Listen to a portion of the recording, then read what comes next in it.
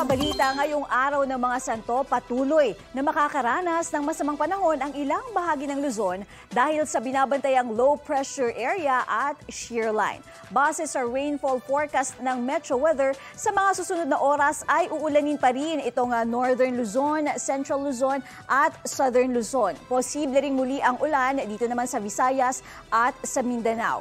Uulanin din muli ang Metro Manila ngayong araw, kaya sa mga pupunta sa sementeryo, maiging magdala po kayo ng payong. Ayon sa Pag-asa, ang pag-uulan sa malaking bahagi ng Luzon ay dala ng LPA na huling namataan dito sa may coastal waters ng Caramoran, Catanduanes. Nananatili namang mababa ang tsansa nitong maging bagyo. Nagpapaulan din ang shear line sa eastern section ng Northern at Central Luzon. Mga kabalita, itong shear line na ito nga yung pagsasalubong ng hanging amihan at ng easterly. Sa pagsasalubungan na iyan, nakakabuo ng ulap na may daladalang ulan. Mga local thunderstorm naman ang asahan sa ilang panig ng Southern Luzon, Visayas at Mindanao ayon sa Pag-asa. Balita ko, may tututukan kayo tuwing 10:30 a.m. sa GTV.